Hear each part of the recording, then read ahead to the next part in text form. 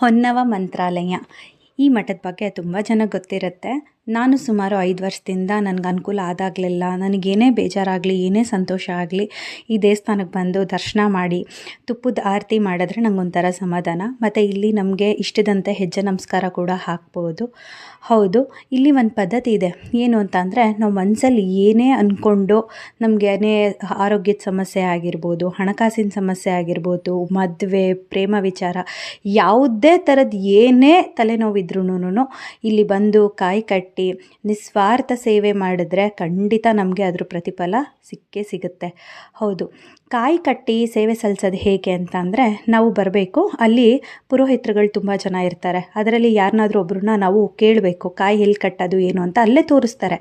ಕಾಯಿ ಕಟ್ಟಿದ ಆದಮೇಲೆ ಮೊದಲನೇ ಸರಿ ಕಾಯಿ ಹಿಡ್ಕೊಂಡು, ಈ ನೋಡಿ ಹೋಮದ ಕುಂಡ ಇದೆಯಲ್ಲ, ಈ ಹೋಮದ ಕುಂಡ ಸುತ್ತಲ ನಾವು ಆರತಿ ಮಾಡಿಕೊಂಡು 8 ಪ್ರದಕ್ಷಿಣೆ ಹಾಕಬೇಕು. ಓಂ ಶ್ರೀ ಗುರು ರಾಘವೇಂದ್ರಾಯ ನಮಃ, ಓಂ ಶ್ರೀ ಹಯಗ್ರೀವಾಯ ನಮಃ, ಓಂ ಶ್ರೀ ಗಣೇಶಾಯ ನಮಃ, ಓಂ ಶ್ರೀ ನಿಮ್ಮ ಮನೆ ದೇವರೇನಿದೆ ಅದನ್ನು ಕೇಳಿಕೊಂಡು 8 ಪ್ರದಕ್ಷಿಣೆ ಆ ಹೋಮದ ಕುಂಡದ ಸುತ್ತ ಹಾಕಬೇಕು. ಆಮೇಲೆ ಇನ್ನೊಂದು ಗ್ರಿಲ್ ಇದೆಯಲ್ಲ, ಆ ಗ್ರಿಲ್ ಸುತ್ತ ನೀವೇನು ಕಾಯಿ ಕಟ್ಟಿರ್ತೀರ ಆ ಕಾಯಿ ಹಿಡ್ಕೊಂಡು 16 ಪ್ರದಕ್ಷಿಣೆ ಹಾಕಬೇಕು.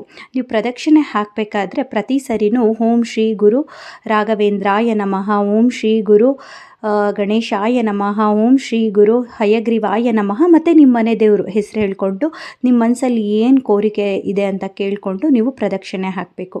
ಪ್ರದಕ್ಷಿಣೆ ಹಾಕಿದ ನಂತರ ಮತ್ತೆ ವಾಪಸ್ ನಿಮ್ಮ ಕಾಯಿ ಎಲ್ಲಿಂದ ತಂದಿರ್ತೀರೋ ಅಲ್ಲಿ ವಾಪಸ್ ಕಟ್ಟಿದಾದಮೇಲೆ ದೇವಸ್ಥಾನದ ಸುತ್ತ, ಅಂದರೆ ನಾನು ಇಲ್ಲಿ ಕುತ್ಕೊಂಡು ಬೇಡ್ಕೋತಾ ಇದ್ದೀನಲ್ಲ, ಇದು ಸುತ್ತ, ಇದ್ರ ಸುತ್ತ ನೀವು 3 ಪ್ರದಕ್ಷಿಣೆ ಹಾಕಬೇಕು. 3 ಪ್ರದಕ್ಷಿಣೆ ಹಾಕಿದ್ಮೇಲೆ ಸ್ವಲ್ಪ ಹೊತ್ತಲ್ಲಿ ಕೂತಿದ್ದು ನಿಮ್ಮ ಮನಸ್ಸಲ್ಲಿ ಏನಿದೆ ಅದನ್ನು ಬೇಡ್ಕೊಂಡು ಹೋಗ್ಬೋದು. ಮತ್ತು ಇಲ್ಲಿ ಪ್ರತಿನಿತ್ಯ ಅನ್ನದಾಸೋಹ ನಡೀತಾ ಇರುತ್ತೆ. ಪ್ರತಿನಿತ್ಯ ಊಟ ಇರುತ್ತೆ. ಯಾವುದೇ ಟೈಮಿಗೆ ಹೋದರೂ ಅಲ್ಲಿ ಊಟ ಅಂತೂ ಖಂಡಿತ ಇರುತ್ತೆ. ಮತ್ತು ನಾವು 5 ವರ್ಷದಿಂದ ಹೋಗ್ಬೇಕಾದ್ರೆ ತುಂಬ ಪುಟ್ಟದಾಗಿತ್ತು, ಅಷ್ಟು ಫೇಮಸ್ ಆಗಿರಲಿಲ್ಲ ಈ ದೇವಸ್ಥಾನ. ನನಗೆ ನನ್ನ ಮಕ್ಕ ಒಬ್ಬರು ಹೇಳಿದ್ರು, ಇಲ್ಲಿ ಹೋಗು, ನೀನೇನೇ ಕೇಳ್ಕೊಂಡ್ರು ಆಗುತ್ತೆ ಅಂತ.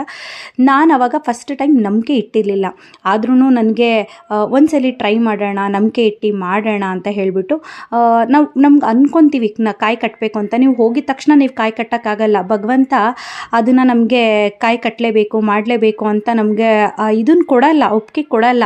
ನಮಗೆ ಒಂದ್ಸರಿ ಮನಸ್ಸಿಗೆ ಬರುತ್ತೆ ಹೋಗಬೇಕು, ನಾವು ಕಾಯಿ ಕಟ್ಟಬೇಕು ಅಂತ. ಆವಾಗ ನಾವು ನಂಬಿಕೆ ಇಟ್ಟು ಕಾಯಿ ಕಟ್ಟಿ ಖಂಡಿತ ಶ್ರದ್ಧೆ ಇಟ್ಟು ಪೂಜೆ ಮಾಡಿದ್ರೆ ನಮ್ಮ ಮನಸ್ಸಲ್ಲಿ ಏನು ಅಂದ್ಕೊಂಡಿರುತ್ತೋ ಅದಾಗುತ್ತೆ. ನಾನು 2 ಸರಿ ಕಾಯಿ ಕಟ್ಟಿದ್ದೀನಿ.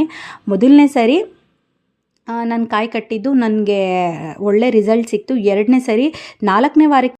ಇನ್ನು ಯಾವ ವಾರ ಕಾಯಿ ಕಟ್ಟಬೇಕು ಅನ್ನೋ ವಿಚಾರಕ್ಕೆ ಬಂದರೆ, ಅದು ನಮ್ಮ ಇಷ್ಟ ಆದಂತೆ. ನಮಗೆ ಇವಾಗ ಗುರುವಾರ ಕಟ್ಟಿದ್ರೆ ನಾವು ಪ್ರತಿ ಗುರುವಾರ ಹೋಗಿ ಅಲ್ಲಿ ಸೇವೆ ಮಾಡಬೇಕು. ಸೇವೆ ಮಾಡಿದ ದಿನ ಯಾವುದೇ ಕಾರಣಕ್ಕೂ ಬೆಳ್ಳುಳ್ಳಿ, ಈರುಳ್ಳಿ ತಿನ್ನಬಾರ್ದು. ಫುಲ್ ಮಡಿಯಿಂದ ಇರಬೇಕು. ನಾವು ಇಷ್ಟ ಬಂದಿದ್ದ ವಾರ ಹೋಗ್ಬೋದು. ನಮ್ಗೆ ಅನುಕೂಲಕ್ಕೆ ತಕ್ಕನಾಗ ಭಾನುವಾರ ಕಟ್ತವ್ರು ಭಾನುವಾರ, ನಮ್ಗೆ ಇಷ್ಟ ಬಂದಿದ್ದ ವಾರದಲ್ಲಿ ಹೋಗಿ ಕಾಯಿ ಕಟ್ಟಿ. ಮುಂಚೆ ನಾನು ಕಾಯಿ ಕಟ್ಟಿದಾಗ ಒಂದು 6-7 ಸ್ಟ್ಯಾಂಡು ಕಾಯಿ ತುಂಬಿರ್ತಿತ್ತು. ಇವತ್ತು ಲಕ್ಷ ಆ ರಾಯರು ನಂಬಿಕೆ ಇಟ್ಟು ಅಲ್ಲೂ ಹೋಗಿ ಕಾಯಿ ಕಟ್ಟಿ ಪೂಜೆ ಮಾಡ್ದಿರೋರೆಲ್ಲರಿಗೂ ಒಳ್ಳೇದಾಗಲಿ ಅಂತ ಕೇಳ್ತಾ ಈ ವಿಡಿಯೋ ಮುಗಿಸ್ತಾ ಇದ್ದೀನಿ.